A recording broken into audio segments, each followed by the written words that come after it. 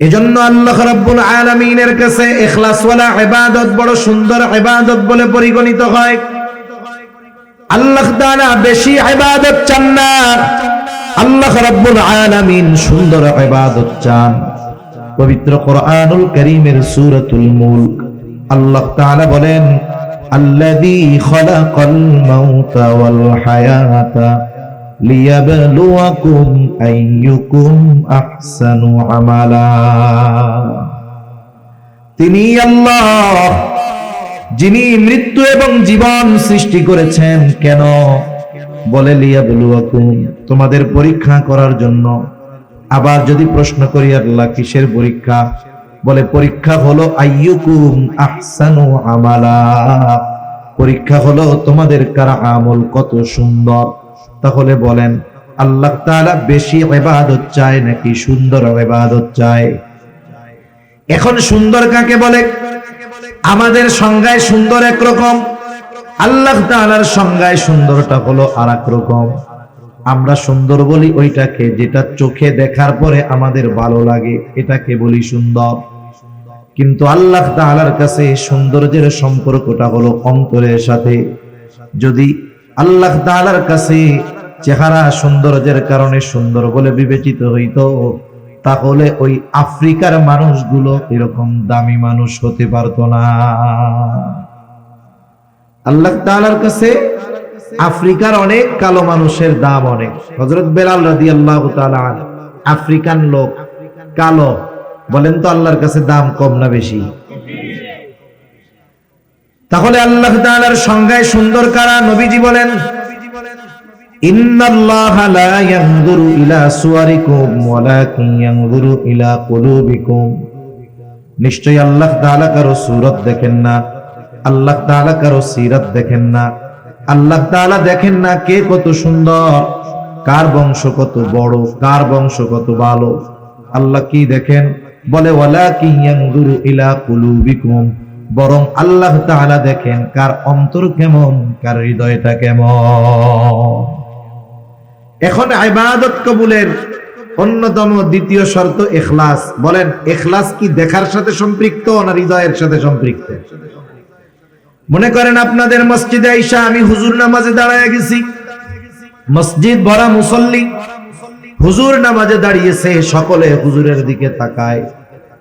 বাপ বাপ আমারও যে মানুষ তো আমারে দেখতেছে, আমার নামাজ দেখতেছে, তাইলে আমার নামাজটা একটু সুন্দরভাবে পড়তে হবে। আমি লম্বা কেরাত পড়লাম, সুন্দরভাবে ধীর স্থিরতার সাথে রুকু করলাম, রুকু হইতে সুন্দর হয়ে দাঁড়াইলাম, এরপরে সুন্দরভাবে সেজদা করলাম, একেবারে এমন ধীর স্থিরতার সাথে নামাজ 2 রাকাত শেষ করলাম। মুসল্লি সব দেইখা বলে কত সুন্দর নামাজ।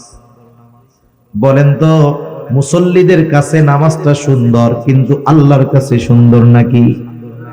কেন? বলে এই নামাজ আমি আল্লাহকে দেখানোর জন্য পড়ি নাই, মানুষকে দেখানোর জন্য পড়ছি। এই জন্য আমার আপনার ইবাদত যদি আল্লাহকে দেখানোর জন্য করা হয় তথা আল্লাহর জন্য করা হয়, ওই ইবাদতটা আল্লাহ তাআলার কাছে সুন্দর ইবাদত বলে গণ্য হয়। আর যদি মানুষকে দেখানোর জন্য ইবাদত করা হয়, ওই ইবাদত কিছু কিছু সময় শাস্তির কারণ হবে। আমি যে আয়াতখানা আপনাদের খেদমতে তিলাওয়াত করেছি, উক্ত আয়াতে কারীমার মধ্যে আল্লাহ সুবহানাহু ওয়া তাআলা ইবাদতের পুরস্কার কয় ধরনের হবে আল্লাহ তাআলা সে কথা বর্ণনা করেছেন। আল্লাহ সুবহানাহু ওয়া তাআলা নারী এবং পুরুষের মধ্যে সৃষ্টিগত কিছু পার্থক্য এবং শরীয়তের সামান্য কিছু বিষয়ের পার্থক্য তারতম্য ছাড়া আর সকল বিষয়ে নারী এবং পুরুষের মধ্যে আল্লাহ তাআলা সমতা দিয়েছেন। 1 নাম্বার, সৃষ্টিগত যেই পার্থক্য বা তারতম্য। সৃষ্টিগত পার্থক্য কি? আল্লাহ তাআলা নারীকে স্পেশাল কিছু বৈশিষ্ট্য দিয়েছেন যেগুলো পুরুষকে দেন নাই, আবার পুরুষকে কিছু বৈশিষ্ট্য আল্লাহ তাআলা দিয়েছেন যেগুলো নারীকে দেন নাই। নারীর ওই বৈশিষ্ট্যগুলো দেখে আমরা বুঝতে পারি, বলতে পারি ইনি একজন নারী। পুরুষের বৈশিষ্ট্যগুলো দেখে আমরা বলতে পারি ইনি একজন পুরুষ। নারীর বৈশিষ্ট্য কি এগুলো বলার প্রয়োজন নাই, এমনিই আপনারা বুঝবেন। পুরুষের বৈশিষ্ট্য কি এগুলো বলা লাগে না, এগুলো এমনিই বোঝা যায় যে পুরুষের দাড়ি ওঠে, পুরুষের চেস্ট বুক সমান থাকে, হ্যাঁ, এই ধরনের কিছু আলামত আছে।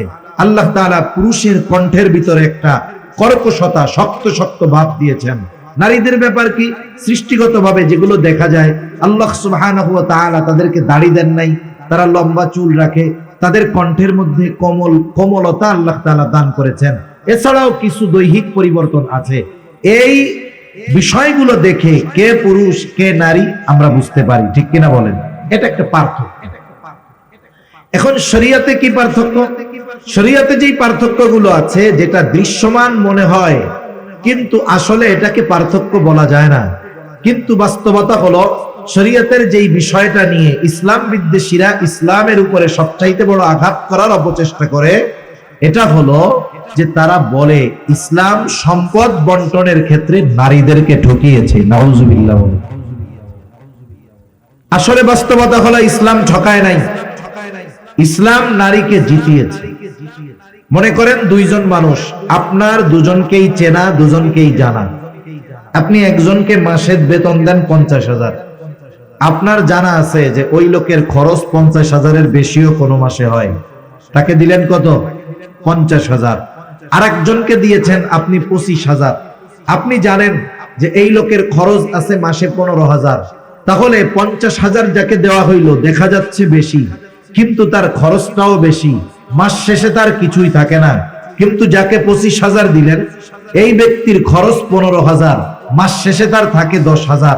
বলেন তো, যদিও দেখা যায় 50,000 বেশি, যদিও দেখা যায় 25,000 কম, কিন্তু 50,000 ওয়ালার খরচ বেশি হওয়া, 25,000-এর খরচ কম হওয়ায় বলেন তো মাস শেষে, দিন শেষে, বছর শেষে লাভবান কে? যারে বেশি দিয়েছেন সে, না যাকে কম দিয়েছেন সে? বিষয়টা আপনি যদি এরকম ধরেন, বিষয়টা মোটামুটি এরকম।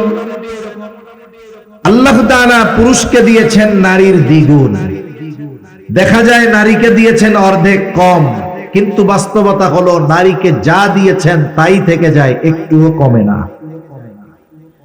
নারী যখন বাবার ঘরে থাকে, নারী যখন কন্যা বাবার ঘরে, এই নারী, এই মেয়েটার বিবাহ হওয়ার আগ পর্যন্ত, বিবাহ 15 বছরে হোক, 18 বছরে হোক, 20 বছরে হোক, 25 বছরে হোক, 30 বছরে গিয়াও যদি তার বিবাহ হয়, এই বাবা ওই মেয়ের বিবাহের আগ পর্যন্ত, 30 বছরেও যদি বিবাহ হয়, ওই 30 বছর পর্যন্ত ওই মেয়ের খরচ চালাতে বাধ্য। ওই মেয়ের খরচ চালাতে কি বলেন? বাধ্য, বিবাহ দেওয়ার আগ পর্যন্ত। কিন্তু একটা ছেলের ক্ষেত্রে বাবা খরচ দিতে বাধ্য কতক্ষণ?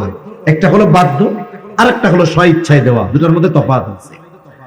একটা ছেলের ক্ষেত্রে বাবা খরচ দিতে বাধ্য ততক্ষণ, বলে ছেলে বালেগ না হবে যতক্ষণ। একটা ছেলে বালেগ হয় কয় বছরে বলতে পারেন? আহাদুল বুলুগ হলো আরবিতে 15 বছর, চন্দ্র হিসাবে 15 বছর বয়সে একটা ছেলে বালেগ হয়েই যায়। এর আগেও হতে পারে, 12 বছরেও হতে পারে, 13 বছরেও হতে পারে, 14 বছরেও হতে পারে। তবে ইংরেজি হিসাবে যেহেতু 15 বছর, ইংরেজি হিসাবে আরবির থেকে মাইনাস হবে প্রতি বছরে 10 দিন করে, তাহলে 150 দিন আরো যদি মাইনাস দেন, তাহলে ইংরেজি হিসাবে 14.5 বছরের একটু বেশি সময়, এর মধ্যে একটা ছেলে পরিপূর্ণ বালেগ হয়ে যায়। তার মানে একটা বাবা ছেলের খরচ চালাতে বাধ্য সর্বোচ্চ 14.5 বছর পর্যন্ত। এরপরে গিয়া যদি বাপ কয় আমি তোমার খরচ দিতে পারবো না, বলেন বাবার এই কথা বলার অধিকার আছে না নাই?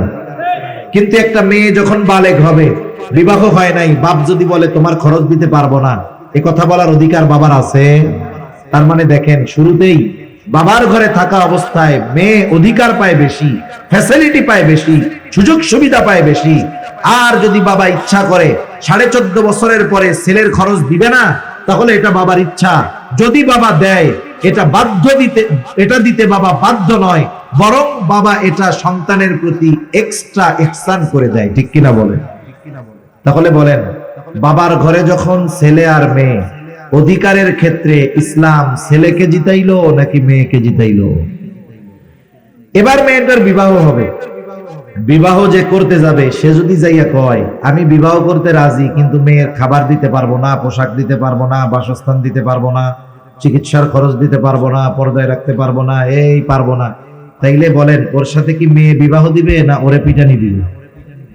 কবুল বলার আগে এই বিষয়গুলোর ব্যাপারে সে সম্মতি দেয়, ঠিক কিনা বলেন? যে আমি সব দায়িত্ব নিয়ে এখন আমি বিবাহ করলাম।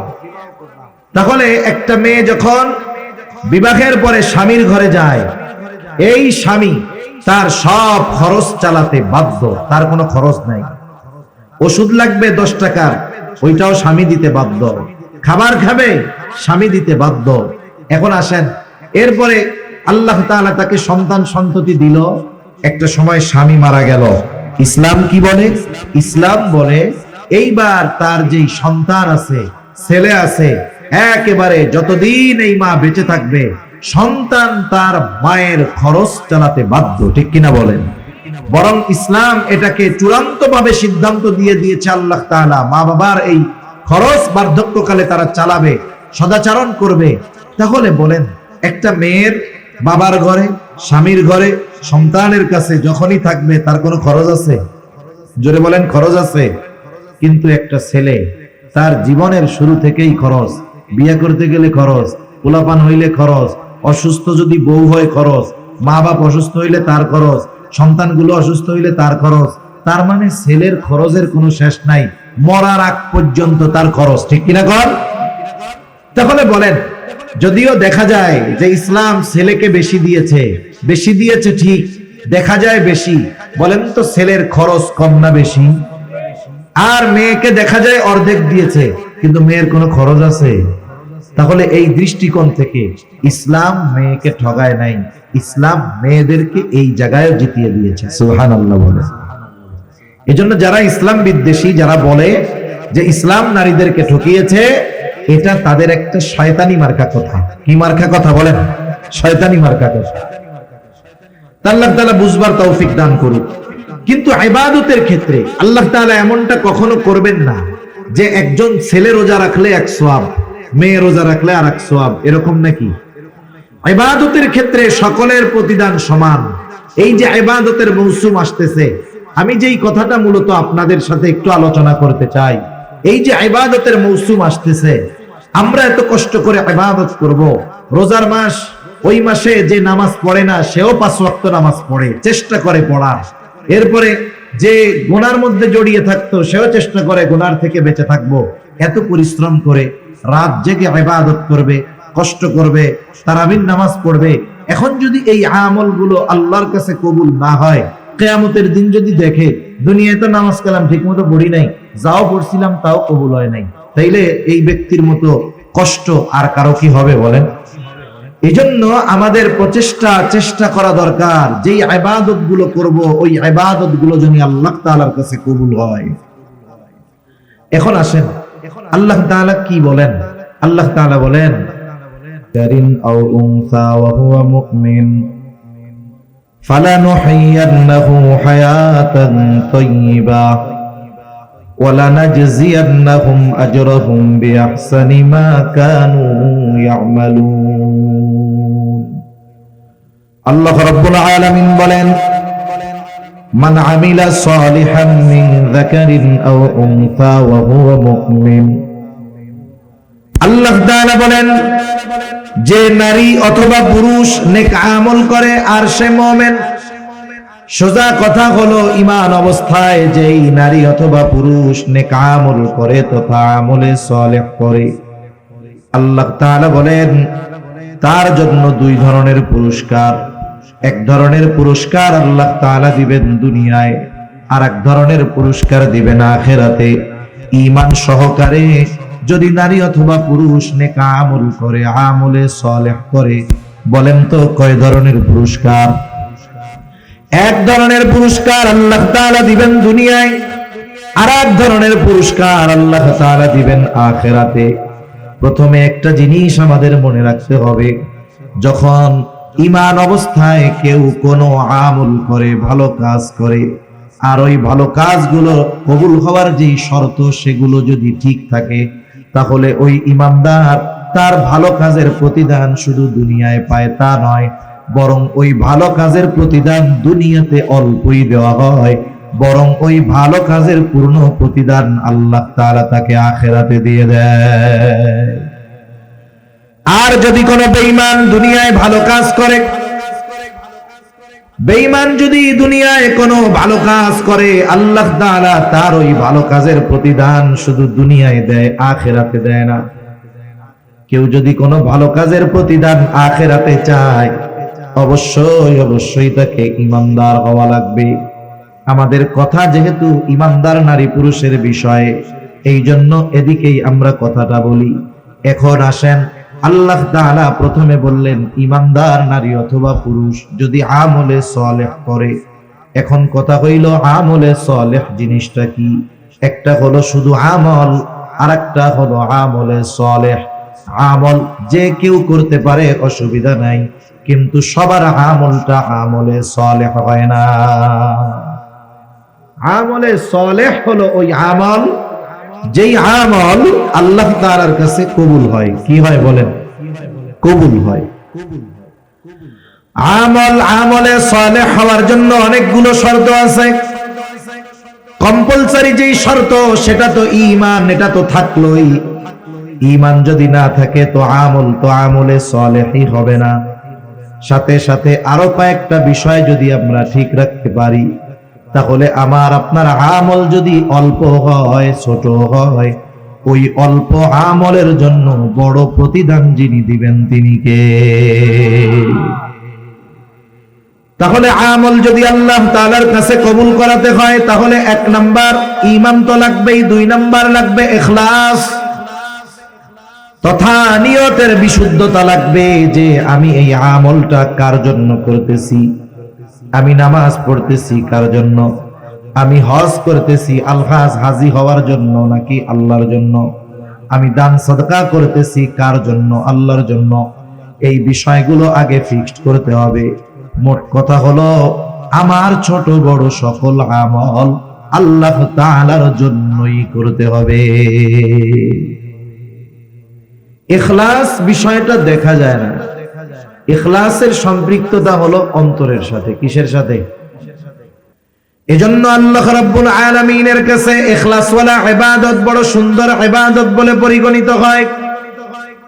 আল্লাহ তাআলা বেশি ইবাদত চান না, আল্লাহ রাব্বুল আলামিন সুন্দর ইবাদত চান। পবিত্র কোরআনুল কারীমের সূরাতুল মুলক আল্লাহ তাআলা বলেন, আল্লাযী খালাকাল মাউতা ওয়াল হায়াতা লিয়াবলুয়াকুম আইয়ুকুম আহসানু আমালা। তিনি আল্লাহ যিনি মৃত্যু এবং জীবন সৃষ্টি করেছেন। কেন? বলে লিয়াবলুয়াকুম, তোমাদের পরীক্ষা করার জন্য। আবার যদি প্রশ্ন করি আল্লাহ কিসের পরীক্ষা? বলে পরীক্ষা হলো আইয়ুকুম আহসানু আমালা, পরীক্ষা হলো তোমাদের কার আমল কত সুন্দর। তাহলে বলেন আল্লাহ তাআলা বেশি ইবাদত চায় নাকি সুন্দর ইবাদত চায়? এখন সুন্দর কাকে বলে? আমাদের সংজ্ঞায় সুন্দর একরকম, আল্লাহ তাআলার সংজ্ঞায় সুন্দরটা হলো আরেক রকম। আমরা সুন্দর বলি ওইটাকে যেটা চোখে দেখার পরে আমাদের ভালো লাগে, এটাকে বলি সুন্দর। কিন্তু আল্লাহ তাআলার কাছে সৌন্দর্যের সম্পর্কটা হলো অন্তরের সাথে। যদি আল্লাহ তাআলার কাছে চেহারা সৌন্দর্যের কারণে সুন্দর বলে বিবেচিত হইতো, তাহলে ওই আফ্রিকার মানুষগুলো এরকম দামি মানুষ হতে পারতো না। আল্লাহ তাআলার কাছে আফ্রিকার অনেক কালো মানুষের দাম অনেক। হযরত বেলাল রাদিয়াল্লাহু তাআলা আফ্রিকান লোক, কালো, বলেন তো আল্লাহর কাছে দাম কম না বেশি? তাহলে আল্লাহ তাআলার সংজ্ঞায় সুন্দর কারা? নবীজি বলেন, ইন্নাল্লাহা লা ইয়ানজুরু ইলা সুওয়ারিকুম ওয়ালাকিন ইয়ানজুরু ইলা কুলুবিকুম। নিশ্চয়ই আল্লাহ তাআলা কারো সূরত দেখেন না, আল্লাহ তাআলা কারো সিরাত দেখেন না। আল্লাহ তাআলা দেখেন না কে কত সুন্দর, কার বংশ কত বড়, কার বংশ কত ভালো। আল্লাহ কি দেখেন? বলে ওয়ালাকিন ইয়ানজুরু ইলা কুলুবিকুম, বরং আল্লাহ তাআলা দেখেন কার অন্তর কেমন, কার হৃদয়টা কেমন। এখন ইবাদত কবুলের অন্যতম দ্বিতীয় শর্ত ইখলাস। বলেন, ইখলাস কি দেখার সাথে সম্পৃক্ত না হৃদয়ের সাথে সম্পৃক্ত? মনে করেন আপনাদের মসজিদে আইসা আমি হুজুর নামাজে দাঁড়ায় গেছি, মসজিদ ভরা মুসল্লি, হুজুর নামাজে দাঁড়িয়েছে, সকলে হুজুরের দিকে তাকায়। বাপ বাপ আমারও যে মানুষ তো আমারে দেখতেছে, আমার নামাজ দেখতেছে, তাইলে আমার নামাজটা একটু সুন্দরভাবে পড়তে হবে। আমি লম্বা কেরাত পড়লাম, সুন্দরভাবে ধীর স্থিরতার সাথে রুকু করলাম, রুকু হইতে সুন্দর হয়ে দাঁড়াইলাম, এরপরে সুন্দরভাবে সেজদা করলাম, একেবারে এমন ধীর স্থিরতার সাথে নামাজ 2 রাকাত শেষ করলাম। মুসল্লি সব দেইখা বলে কত সুন্দর নামাজ। বলেন তো, মুসল্লিদের কাছে নামাজটা সুন্দর, কিন্তু আল্লাহর কাছে সুন্দর নাকি? কেন? বলে এই নামাজ আমি আল্লাহকে দেখানোর জন্য পড়ি নাই, মানুষকে দেখানোর জন্য পড়ছি। এই জন্য আমার আপনার ইবাদত যদি আল্লাহকে দেখানোর জন্য করা হয় তথা আল্লাহর জন্য করা হয়, ওই ইবাদতটা আল্লাহ তাআলার কাছে সুন্দর ইবাদত বলে গণ্য হয়।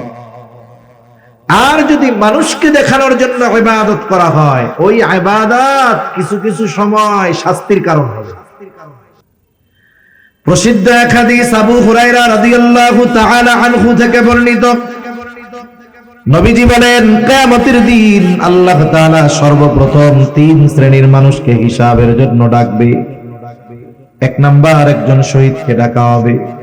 রক্তাক্ত অবস্থায় শহীদ আল্লাহর সামনে হাজির হয়ে যাবে। আল্লাহ তাআলা জিজ্ঞাসা করবে, তোমার এই অবস্থা কেন? লোকটা বলবে, আল্লাহ, কাফেরদের বিরুদ্ধে জিহাদ করে আমি আমার জীবনকে উৎসর্গ করে দিয়েছি। আল্লাহ জিজ্ঞাসা করবেন, কেন জিহাদ করছো, জীবন দিছো? লোকটা বলবে, আল্লাহ, আমি যুদ্ধ করেছি আপনার সন্তুষ্টির জন্য। আল্লাহ তাআলা আমার আপনার অন্তরের খবর জানেন কি জানেন না?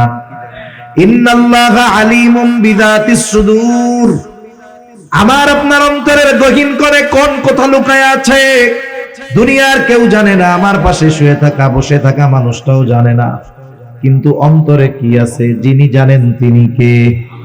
আল্লাহ তাআলা বলবেন, বান্দা, আমি আল্লাহ তোমার অন্তরের খবর জানি। তুমি মিথ্যা কথা বলতেছ, তুমি যুদ্ধ করেছো যাতে করে দুনিয়ার মানুষ তোমার বীরত্বের প্রশংসা করে, যাতে করে দুনিয়ার মানুষ তোমাকে বাহাদুর বলে, বীর বলে। ও বান্দা, যে উদ্দেশ্যে তুমি যুদ্ধ করেছো, দুনিয়ায় তুমি তা পেয়ে গেছো, দুনিয়ার মানুষ তোমাকে বীর বলছে, বাহাদুর বলেছে।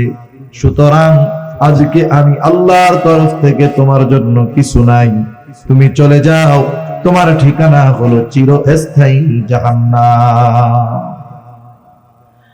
2 নম্বরে আল্লাহ তাআলা একজন দানবীরকে ডাকবে।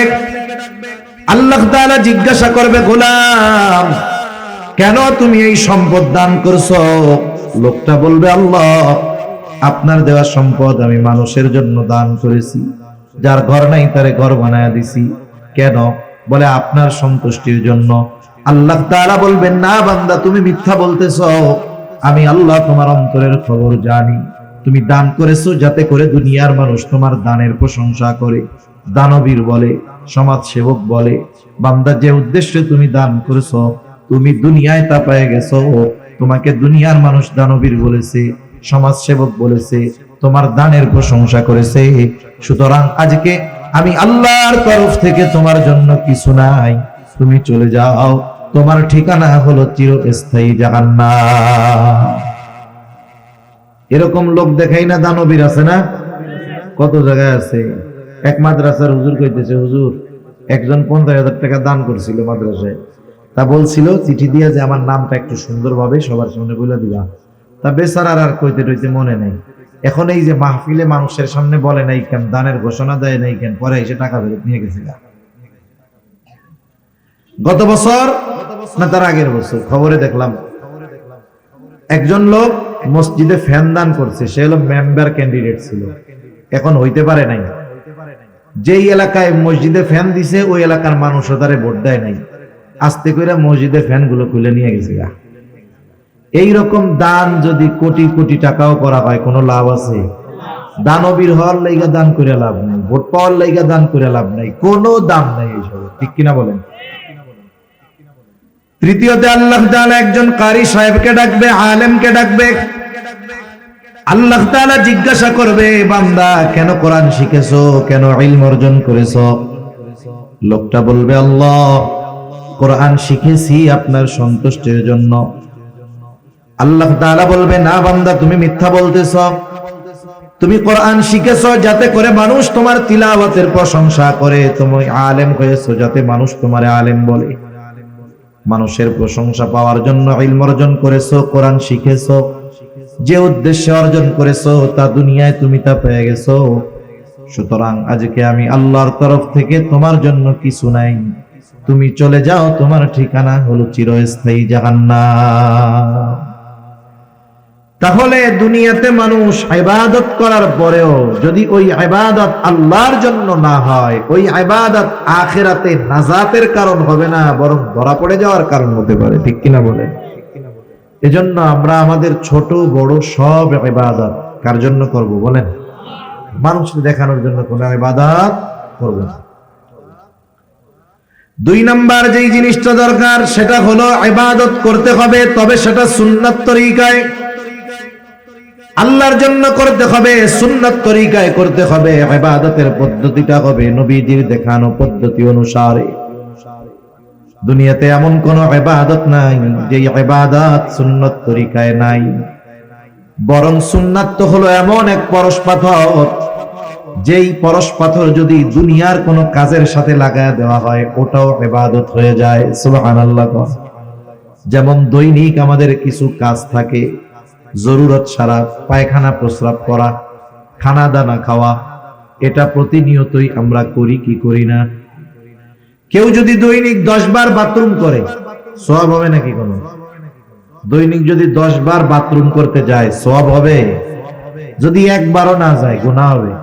গুনাহ হবে না, সওয়াব হবে না, এমন এক কাজ। কিন্তু এই কাজটা যদি নবীজির তরিকায় করে, কার তরিকায়?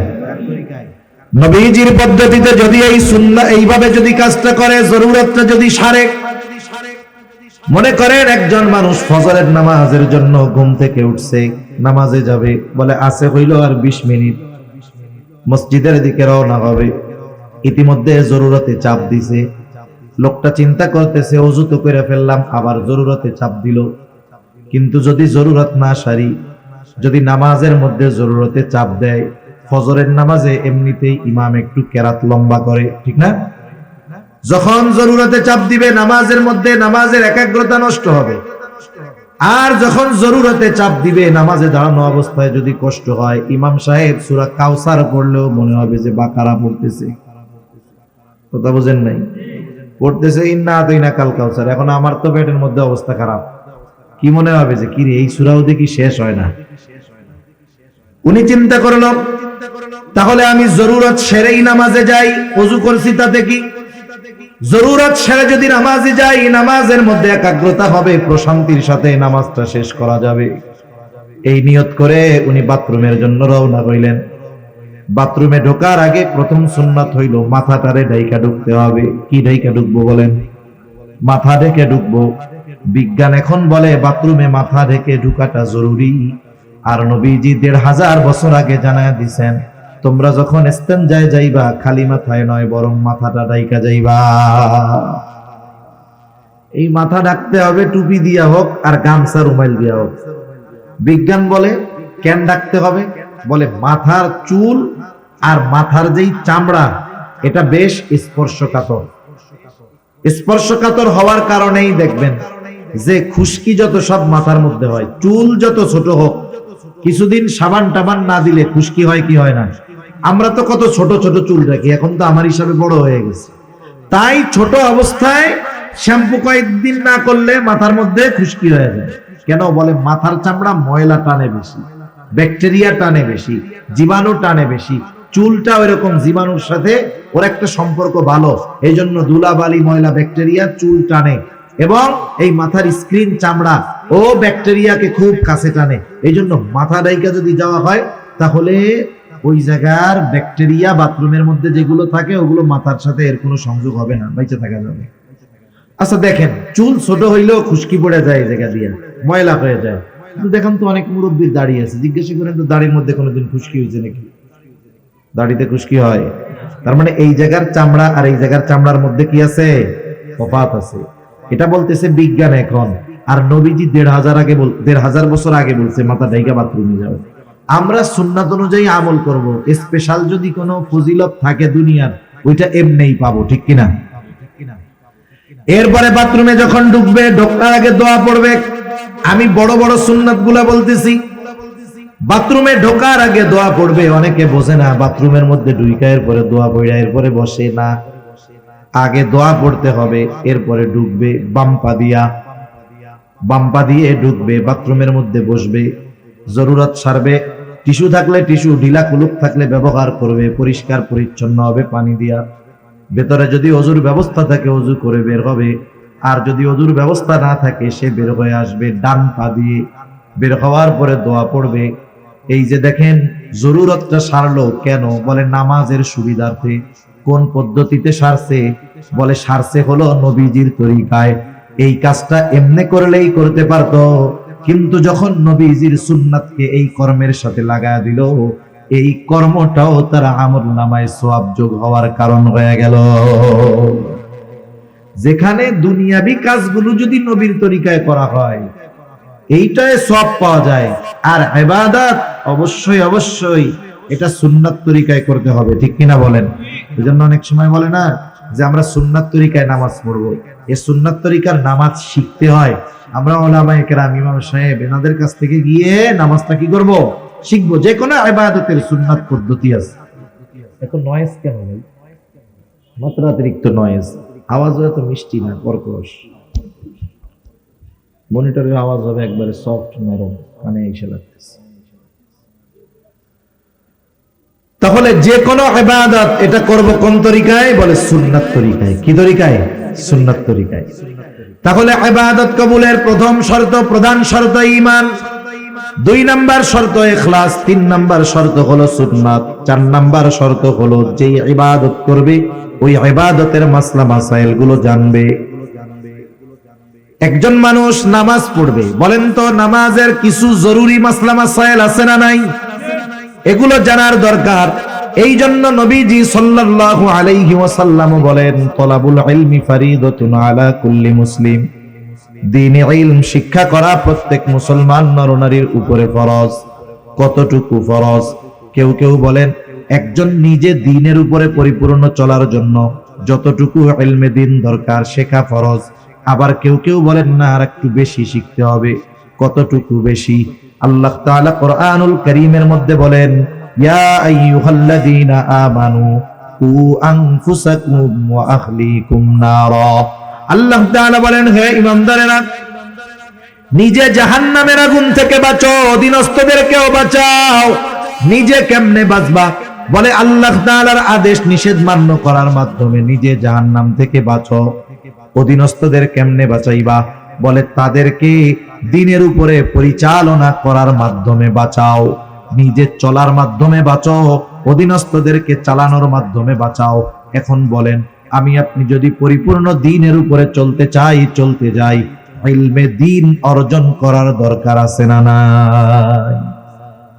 নিজে যদি চলতে চাই ইলমে দ্বীন দরকার, তাইলে আরেকজনকে যদি চালাইতে চাই ওই চালানোর জ্ঞান দরকার আছে না নাই? তাহলে কতটুকু শিখতে হবে? বলে কমপক্ষে নিজে এবং নিজের অধীনস্থদেরকে দ্বীনের উপরে চালানো যায় এই পরিমাণ ইলমে দ্বীন শিক্ষা করা প্রত্যেক মুসলমান নরনারীর উপরে ফরজ। এখন বাস্তবতা হইল, আমাদের সমাজের অনেক মানুষ আছে নামাজি, ভালো মানুষ, 5 ওয়াক্ত নামাজ পড়ে, কিন্তু আফসোস এই পরিমাণ ইলমে দ্বীন সে শিক্ষা করে নাই। তাহলে তো সে গুনার মধ্যে আছে, ঠিক কিনা বলেন? এখন শিখবো কেমনে? এক এক কথায় আসলে এক একটা শুধু বাড়তে থাকে। আমি চাইতেছি কমাইতে, এটা আরো বাড়ে। শিখবো কেমনে? শেখার পদ্ধতিটা কি? আমাদের ছোট ছোট বাচ্চা যারা আছে এদেরকে আমরা মাদ্রাসায় দিলে, নুরানি মাদ্রাসায় দিলে এগুলো শিখতে পারবে, ঠিক কিনা বলেন? শুনেন, যে জামানা আসতেছে, আগামী প্রজন্ম দ্বীনহীন হয়ে যায় কিনা, দ্বীন শূন্য হয়ে যায় কিনা, তাদেরকে তো নাস্তিক মুরতাদ বানানোর জন্য আমাদের পাঠ্যপুস্তকের মধ্যে নাস্তিক্যবাদ, সেকুলারিজম, ধর্মহীনতা, সমকামিতা সহ সকল ধরনের পাপাচার শিক্ষা দেওয়ার অপচেষ্টা চলতেছে, ঠিক কিনা বলেন? আমরা বুঝতেছি যে এই শিক্ষার দ্বারা আমাদের সন্তান জান্নাতের রাস্তা বহুদূর, ওর জাহান্নামে এলো দৌড়ায় দৌড়ায় যাবে। কেউ চায় না যে তার সন্তান বদ্দিন হোক। তাহলে কি করার দরকার? বলে সন্তানদেরকে আগে দিন শেখাইতে হবে। আপনি আগে আপনার সন্তানটাকে মাদ্রাসায় দিবেন, দিন শিখাবেন। একটা ছেলে যদি নুরানিতে 3, 4, 5, 4 পর্যন্ত পড়ে, আশা করা যায় ওই ছেলেটা জরুরতে দিন তথা দিনের উপরে চলার জন্য যতটুকু জ্ঞান অর্জন করা ফরজ, ততটুকু আলহামদুলিল্লাহ সে অর্জন করে ফেলে। তাহলে কি হইল? আপনি তাকে যে এই যে দিনের উপরে চালানোর জন্য দিন শেখাইলেন, এটা তার হক আপনার উপরে ছিল। আপনি যেই বাপ, ডাক্তারের বাপ, ইঞ্জিনিয়ারের বাপ, অনেকে এসে গর্বের সাথে বলে আমার 3 পোলা ডাক্তার। আপনি ডাক্তার বানাইছেন, ঠিক আছে, টাকা কামাইবে, অসুবিধা নাই, কিন্তু এই ডাক্তারকে যদি আপনি ওই পরিমাণ দিন শেখানোর ব্যবস্থা না করেন, ওই ডাক্তার যদি কিয়ামতে জাহান্নামে যায়, আপনি বাপরে আগে জাহান্নামে নেওয়ার ব্যবস্থা সে করবে, ঠিক কিনা বলেন? এজন্য জাগতিক লাইনে যা বানান না কেন সেটা পরের হিসাব, কিন্তু তার ভিত্তিমূলক শিক্ষাটা দ্বীনি শিক্ষায় দেন। এটা এখন আমাদের জন্য সর্বোচ্চ জরুরি, কারণ আমাদের সন্তানদের ক্লাস 3 থেকেই নাস্তিক বানানোর কর্মকাণ্ড এরা চালু করে দিচ্ছে, ঠিক কিনা বলেন? সন্তান আপনার, ভবিষ্যৎ আপনার সন্তানের, চিন্তা করবেন, সিদ্ধান্ত নেবেন, এটাও আপনারা। আমরা শুধু আপনাদের বলে দিতে পারি, আপনাদের সিদ্ধান্ত নিয়ে নেওয়ার ক্ষমতা বা সিদ্ধান্ত দেওয়ার ক্ষমতা আমাদের নেই। আমরা সতর্ক করতে পারি, ঠিক কিনা বলেন? তাহলে দ্বীন ইলম ছোট মানুষদের তো শিক্ষা করবে। এখন আমরা বুড়া মুরব্বী, আমরা কোত্থেকে শিখবো? আপনারা আপনাদের মসজিদের ইমাম সাহেবের সাথে বলেন যে হুজুর, দ্বীন ইলম শিক্ষা করা তো প্রত্যেক মুসলমানের উপরে ফরজ। কোন বিষয়গুলো বা কতটুকু শিক্ষা করা ফরজ আমরা তো জানি না। আপনি দৈনিক আমাদের 1 ঘন্টা সময় দেন, আধা ঘন্টা সময় দেন, যে আমরা জরুরতে দিন তথা যে বিষয়গুলো ফরজ এগুলো আমরা একটু শিখি। আসল কথা হইল, 4 দোকানে টিভি দেখা 5 ঘন্টা কাটাইতে কষ্ট হয় না, কিন্তু ইমাম সাহেবের কাছে গিয়া 1 ঘন্টা দিন শিখতে গেলে জান বের হয়ে যায়, ঠিক কিনা বলেন? আপনার আমার সুযোগ আছে, এই জবাবদিহিতা আল্লাহ তাআলার কাছে করতে হবে। এটা বলতে পারবো না যে হুজুর আল্লাহ আমরা শিখি না, এর জন্য মোল্লারা দায়ী। কেন? শেখার জন্য তো নিজের আগ্রহের দরকার। আপনার সময় ছিল, সুযোগ ছিল, 4 দোকানে টিভির সামনে বসে আড্ডা দিয়ে গল্প দিয়ে কাটাইছেন, আপনি 1-1.5 ঘন্টা সময় মসজিদে ইমাম সাহেবের কাছে দিতে পারেন নাই, এর জন্য ধরা খাইতে হবে কি হবে না? এই জন্য এখন থেকে, আজকে থেকে দৃঢ় প্রতিজ্ঞাবদ্ধ হব। যারা মনে করেন যে আমার জরুরতে দিন, যতটুকু দিন শেখা ফরজ জানা নাই, আপনি ইমাম সাহেবের সাথে পরামর্শ করেন, হুজুর কোন কোন বিষয়গুলো শিখতে হবে, একটা একটা করে আমাদেরকে এক একদিন শিখাইয়া দেন। যদি 2, 4, 6 মাস মেহনত করেন, সর্বোচ্চ মুরব্বী মানুষ জেহেনে ধরবে কম, এই 6টা মাস যদি একটু মেহনত করেন, ইনশাআল্লাহ যতটুকু দিন শেখা ফরজ আপনি শিখে ফেলতে পারবেন। যদি না শিখেন কি হবে? দেখা গেল এই গুরুত্বপূর্ণ ইবাদত গুলো নষ্ট হবে, আপনি টেরও পান না। যেমন একটা বলি, নামাজের ভেতরে বাহিরে 13 ফরজ। কত ফরজ? জোরে বলেন, কত ফরজ?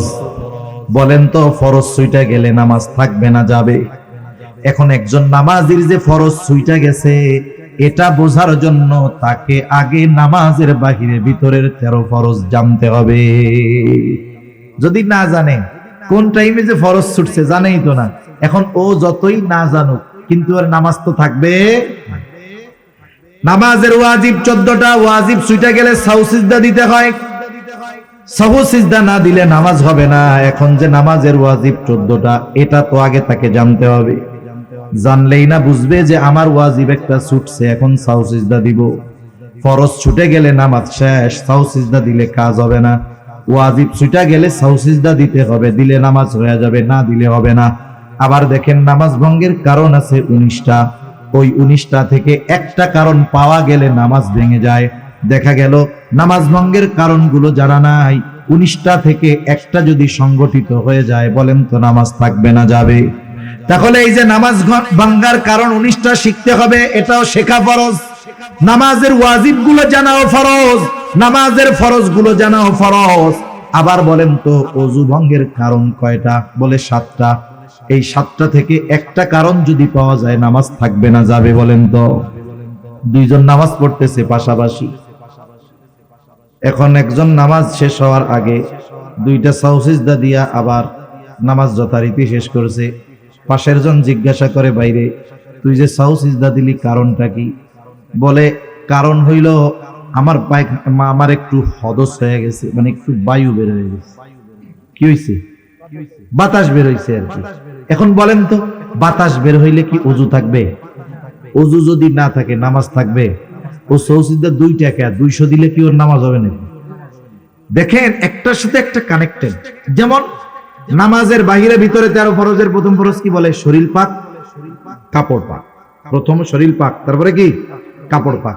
এখন একজন গোসল তার ফরজ, এখন গোসল ফরজ হয়েছে, শরীর পাক বানাইতে হবে না? শরীর পাক কেমনে হবে? বলে গোসলের ফরজ যেগুলো আছে এগুলো জেনে গোসল করতে হবে, এরপরে তার দৈহিক পবিত্রতা অর্জন হবে। ঠিক কিনা বলেন? এখন হাতে গোসলের ফরজই জানে না, কাজ হবে? শরীর পাক হবে? হবে না। এরপরে মনে করেন কাপড় পাক, কাপড় পাক হইতে হবে। এখন মনে করেন কাপড়ের উপর একটা নাপাকি পড়ছে, এখন এই নাপাকি পড়লে কতটুক নাপাক থাকলে নামাজ হয়ে যাবে, কতটুক থাকলে হবে না, এটা তার জানার দরকার আছে না নাই? এখন মনে করেন একটা পোলা পাইনের 1 ফোঁটা মুত পড়ছে, কি পড়ছে? প্রস্রাব পড়ছে।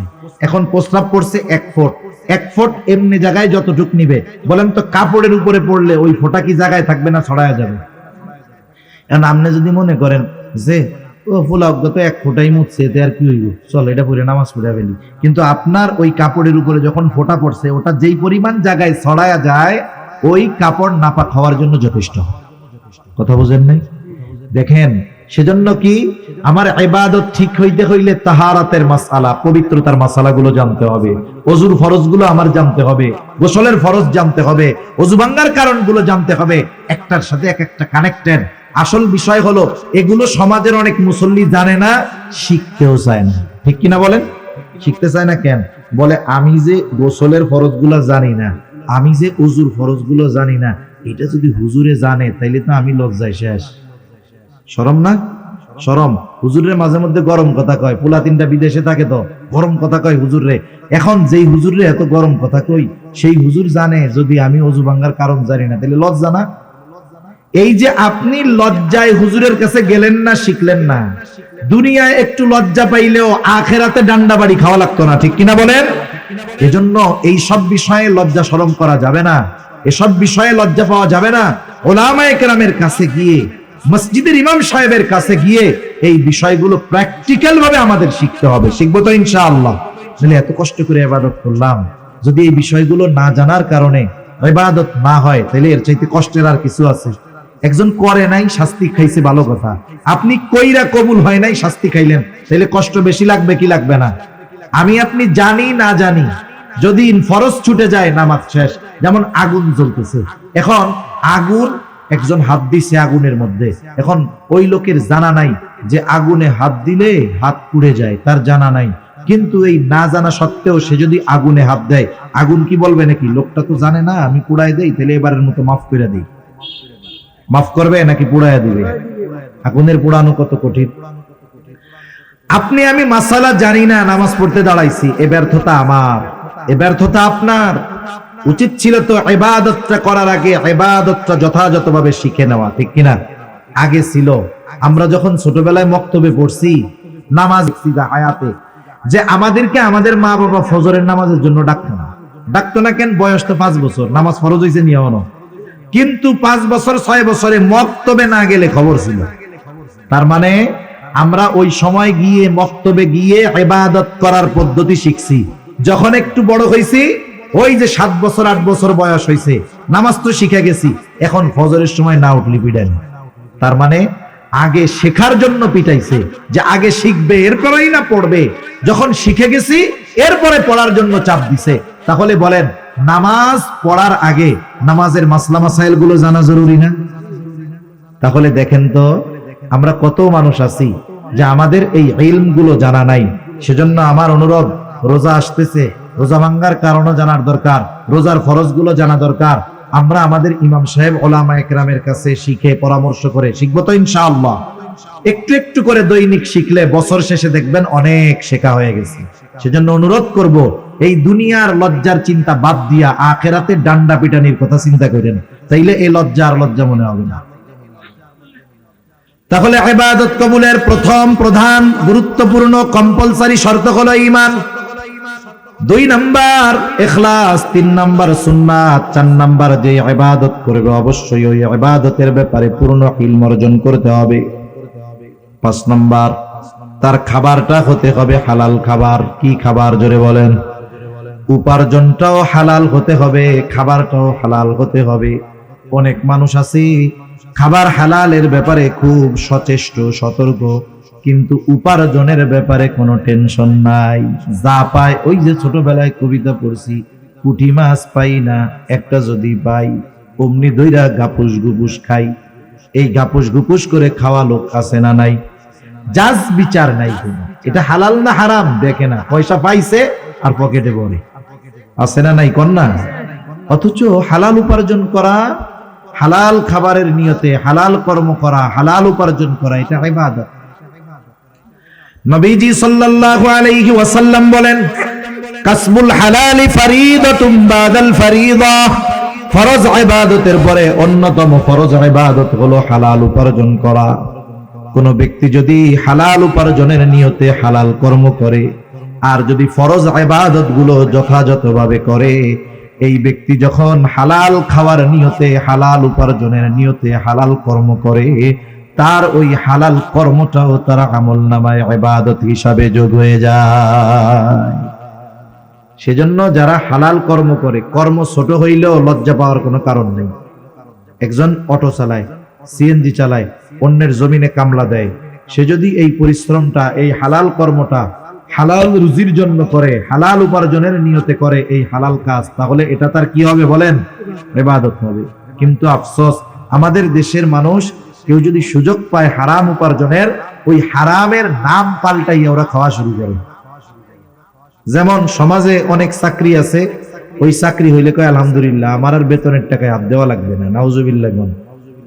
কেন বেতনের টাকায় হাত দেওয়া লাগবে না কেন? কয় বকশিস টকশিস যা পামো তাতেই তো কাম সারা। সরকারি চাকরি করে বকশিস, এটা ঘুষের নাম দিছে, ঘুষের কয়েকটা নাম আছে, একটা দিছে বকশিস, চা পানের টাকা, স্পিড মানি। এখন আবার কতক লোক এই ঘুষের টাকারে হাদিয়ার নাম দিয়া চালায়। নাউজুবিল্লাহ বলেন। হাদিয়ার ব্যাপারে নবীজি বলেন, হাদিয়া আদান প্রদানে মহব্বত বাড়ে, এটা দেওয়া সুন্নত, নেওয়া সুন্নত। আর এই ঘুষ নিয়ে বানাইছে হাদিয়া। নাউজুবিল্লাহ বলেন। বলে কিছু হাদিয়া দিয়েন, কামটা কইরা দিব না। কোন জায়গায় কি জিনিস ব্যবহার করতে হয় বুঝে না। এটার নাম দিছে স্পিড মানি। আপনি সরকারি অফিসে যাবেন, দেখবেন কামের গতি নাই, যেই টাকা দিবেন বলে ওই টাকায় গতি বেড়ে যায়, এই জন্য এটার নাম কি? স্পিড মানি। নাউজুবিল্লাহ। এই যে টাকাগুলো খাইতেছে, এখন ঘুষ মনে করে খায় না, ও উল্টা মনে করে ওইটা মনে হয় ওর পাওনাটা হক। ঘুষ খায় কি মনে করে? এখন না, হক মনে করে। আল্লাহ ওদের হেদায়েত দান করুক, সকলে বলি আমিন। আর রাশি ওয়াল মুরতাশি ওয়ার রায়েশ, ঘুষখোর, ঘুষ দাতা, ঘুষ গ্রহিতা, ঘুষ দাতা, ঘুষ গ্রহিতা, মধ্যস্থতাকারী, এই তিনজনই সমান অপরাধী। তিনজনই কি বলেন না? সমান অপরাধী। বান্দার হক নষ্ট করে এরা। সেজন্য অনেকে উপার্জনের ক্ষেত্রে হালাল না হারাম যাচাই করে না। সেজন্য আমরা সমাজে দেখি অনেক নামাজি মানুষ ঘুষ খায়, কিন্তু নাম পাল্টায় খায়, মনে করে ওর জন্য বৈধ। এখন বলেন তো, ঘুষ খাওয়া নিঃসন্দেহে হারাম, কেউ যদি এটাকে হালাল মনে করে খায়, তার ঈমান থাকবে নাকি চলে যাবে? সেজন্য সাবধান, আমাদের উপার্জনটা আমরা হালাল করব। আবার দেখেন, অনেকে কর্ম করে হারাম, কিন্তু উপার্জন পরিশ্রমের উপার্জন। একজন এক জায়গায় কাজ করে, এক রেস্টুরেন্টে কাজ করে, কথার কথা, ওই জায়গায় তাকে শুধু মানুষকে পানি দিতে হয় না, লাল পানিও দেওয়া লাগে। লাল পানি চিনেন তো? মদ পরিবেশন করতে হয়, এর বিনিময়ে মাস শেষে সে বেতন পায়। এখন নবীজি বলতেছেন, যারা মদের সাথে সম্পৃক্ত 10 শ্রেণীর মানুষ, এরা সব আল্লাহর লানত প্রাপ্ত। এর মধ্যে এক শ্রেণীর মানুষ কারা করে? বলে যে মদ পরিবেশন করে। এখন বলেন, যে ওই রেস্টুরেন্টে চাকরি করে, যেখানে মদ দেওয়া লাগে মানুষরে, তার এই কর্মটা হালাল না হারাম? তাহলে তার কর্ম হালাল হতে হবে, উপার্জনও হালাল হতে হবে। অনেকের কর্ম হালাল, কিন্তু উপার্জনের মাধ্যমটাকে বানায় ফেলছে সে হারাম। সে বেতন পাইতো কর্মের কারণে, ঠিক আছে, অসুবিধা নাই, কিন্তু ওই যে আলাদা ইনকাম করা শুরু করছে, ওইটা কি হইলো বলেন? হারাম। তাহলে শর্ত দুইটা, কর্ম হালাল, বিনিময়টাও কি হইতে হবে? হালাল। এই হালাল উপার্জনের নিয়তে যে হালাল কর্ম করবে, তাহলে এই কর্মটাও তার আমাল নামায় ইবাদত বলে যোগ হবে। সুবহানাল্লাহ বলে। এরপরে খাবারটা হতে হবে হালাল। যে কথা বলতেছিলাম যে অনেকে উপার্জনের ক্ষেত্রে কোনো টেনশন নাই, যা পাইছে তাই নাই, কিন্তু খাবার হালালের ব্যাপারে সচেষ্ট সতর্ক থাকে। বাজারে গিয়া গোশত কেনার আগে কসাইরে জিজ্ঞাসা করে, বিসমিল্লাহ কইয়া গরু জবাই দিছস? মানে আল্লাহর নাম কইয়া কি গরু জবাই দিছিলি? যদি আল্লাহর নাম সাইডা ইচ্ছা কইরা বাদ দিয়ে আল্লাহর নাম বাদ দিয়ে গরু জবাই দেয়, ওই গরুর গোশত তো আর হালাল থাকবে না। থাকবে? কত সচেষ্ট। পকেটের মধ্যে টাকা পয়সা ঠিকই, ঘুষের দোকানে যায় কসাইরে জিজ্ঞাসা করে যে বিসমিল্লাহ কইয়া গরু জবাই দিছিলি নাকি? এরকম লোক আমাদের সমাজে আছে। কসাই তো চালাক কম না। কসাই কি বলে এই ভুল আমি করি না, নামাজ কালাম পড়ি না, এটা আমার পাপ, আল্লাহ চাইলে মাফ করে দিবে। ইচ্ছা করে যদি বিসমিল্লাহ বাদ দিয়া গরু জবাই দেই, এই গরুর গোশত হালাল থাকবে না, যারাই খাবে সবাইরে হারাম খাওয়ানো হবে, আমার কবিরা গুনাহ হবে, বান্দার হক নষ্ট হবে। এত হিসাব দিতে রাজি নাই, এই জন্য গরু জবাই দেওয়ার সময় বিসমিল্লাহ কইতে ভুলি নাই আমি। এবার খুশির ঠেলায় বলে রমজান মাস চলে আসছে তো, বাংলাদেশ যা 800 টাকা গরুর কেজি, কয়দিন পরে 2000 1000 টাকা হয়ে যায় কিনা ঠিক নাই, তাহলে দে রোজার মাসে সেহরির খাওয়ানি গরুর গোশত দে 10 কেজি দে আমাকে। এখন বলেন, সুন্দর মতো হালাল গরুর গোশত কেনার সময় পকেট থেকে টাকা দিছে, এটা কি? জোরে বলেন, এটা কি? আরে হারাম টাকা দিয়ে হালাল কিনলো, সে তো হারামের মতোই, ঠিক কিনা বলেন? এজন্য আমাদের উপার্জনটাও হালাল হতে হবে, খাবারটাও হালালই হওয়া লাগবে। এখন যাদের খাবার উপার্জন হারাম, হারামের সাথে যারা তাদের নিজের জীবনটাকে জড়ায় ফেলছে, এদের বড় বড় কয়েকটা ক্ষতি। 1 নাম্বার ক্ষতি, যে হারাম খায় তার দোয়া আল্লাহ তাআলা কবুল করে না। এই যে দোয়া কবুলের ঘোষণা আল্লাহ তাআলার পক্ষ থেকে যেই সময়গুলোতে আছে, এই যে লাইলাতুন নিসফে মিন শাবান গেছে, প্রতিদিন মধ্যরাতের পর থেকে নিয়ে সুবহে সাদিক পর্যন্ত আল্লাহর যেই ক্ষমার ঘোষণা আছে, রোজার মাসে স্পেশাল শবে কদর, এই ফজিলতের মাস, সময় ক্ষমার ঘোষণা আছে, বাইতুল্লাহ গেছে, দোয়া কবুলের কত স্থান আছে, যেই জায়গাগুলোয় গেলে আল্লাহ দোয়া কবুল করে। কিন্তু ওই হারামখোর যে, সে যতই বিনয়ের সাথে দোয়া কবুলের সময়, দোয়া কবুলের স্থানে গিয়েও যদি দোয়া করে, এই হারামখোরের দোয়া আল্লাহ কবুল করবে। তাহলে 1 নাম্বার ক্ষতি, দোয়া কবুল হবে না। 2 নাম্বার যেই ক্ষতি, আল্লাহর নবী বলেন, লা ইয়াদখুলুল জান্নাতা জাসাদুন গুযিয়া বিল হারাম, হারাম ভক্ষণকারীর শরীর জান্নাতে প্রবেশ করবে না। যেই দেহ হারাম টাকা দিয়ে গঠিত, যে হারাম খাবার দিয়ে গঠিত, এই দেহটা জান্নাতের জন্য অনুপযুক্ত। একটু চিন্তা করে দেখেন তো, দুনিয়ার সামান্য সুখ স্বাচ্ছন্দ্যের কথা চিন্তা করে, দুনিয়া একটু ভালো পড়ার লোভে, একটু ভালো খাবার আশা করে যারা উপার্জনকে হারাম বানিয়েছেন, খাবারকে হারাম খাবার দ্বারা দেহ গঠন করতেছেন, এই মানুষগুলার শরীরকে আল্লাহ তাআলা, আল্লাহর নবী জানিয়ে দিয়েছেন জান্নাতের জন্য এগুলো অনুপযুক্ত বলে ঘোষণা করা হয়েছে। 3 নাম্বার ক্ষতি, বলে তার ইবাদত কবুল হবে না। আল্লাহ তাআলা বলেন, ইয়া আইয়ুহার রাসূলু কুলু মিনাত তাইয়্যিবাতি ওয়া'মালু সালিহান। আল্লাহ তাআলা বলেন, হে রাসূলগণ, কুলু মিনাত তাইয়্যিবাত, আপনারা পবিত্র খান, ওয়া'মালু সালিহা, আর আমলে সালেহ করেন। বুজুর্গানে দ্বীন বলেন, আল্লাহ ওয়ালাদের জবানে শুনেছি, যার খাবার পবিত্র হয় না, তার ইবাদত আল্লাহর কাছে কবুল হয় না। যারা খাবার পবিত্র হয় না, তারা আমলে সালেহ হয় না। তার মানে খাবার পবিত্র দরকার, এরপরে যদি আমল করে, অন্যান্য শর্তগুলো যদি ঠিক থাকে, তার ইবাদত আল্লাহ তাআলা কবুল করে নেয়। হারাম খাবারের চতুর্থ, হারামের চতুর্থ ক্ষতি, বলে হারামকে যদি কেউ হালাল মনে করে, ঈমান থাকে না। কেউ যদি হারামকে হালাল মনে করে, ঈমান থাকবে? আল্লাহ যেটাকে হারাম বলেছে, সে যদি সেটাকে হালাল মনে করে, বৈধ মনে করে, ঈমান থাকবে না। এ দুনিয়ায় কত মানুষ আছে হারাম খাইয়াও আলহামদুলিল্লাহ কয়, সুদের টাকা খেয়ে আলহামদুলিল্লাহ বলে। বলেন তো, কেউ যদি বিসমিল্লাহ বলে ঠাট্টা মস্করা করতেছে, বিসমিল্লাহ কইয়া মদ খায়, ওর ঈমান থাকবে না যাবে? কেউ যদি এমনে মদ খায়, কবিরা গুনাহ হবে। কিন্তু যদি সে মদকে বৈধ হালাল মনে করে কিন্তু মদ খায় না, তার ঈমান চলে যাবে। বিসমিল্লাহ বলে খাইছে, শেষ। খাইয়া আলহামদুলিল্লাহ কইছে, শেষ। এজন্য বুঝতে হবে যে কত সতর্ক সচেষ্ট থাকার দরকার আমাদের। হারামকে হালাল মনে করলে ঈমান থাকবে না। আমাদের সমাজে কত মানুষ সুদের টাকায় ফ্যামিলি চলে, কত সুন্দর খায় আর কয় আলহামদুলিল্লাহ। আছে না নাই? চাকরি করতো, সরকারি চাকরি, 20,000, 25,000, 30,000 টাকা বেতন পায়। তখন চাকরিকালীন সময় ভালো চলে নাই, এখন চাকরি নাই, খুব শান্তিতে আছে। এখন জিজ্ঞাসা করে কেমন চলে এখন? আগে তো চাকরি ছিল, এখন তো চাকরি নাই। কয় আগের চাইতে আরো ভালো চলে। কেমনে চলে? কয় 1 কোটি টাকা পাইছিলাম, এক জায়গায় রাখছি, আমারে মাসে মাসে 1 লাখ দেয়, আলহামদুলিল্লাহ খুব ভালো চলতেছে।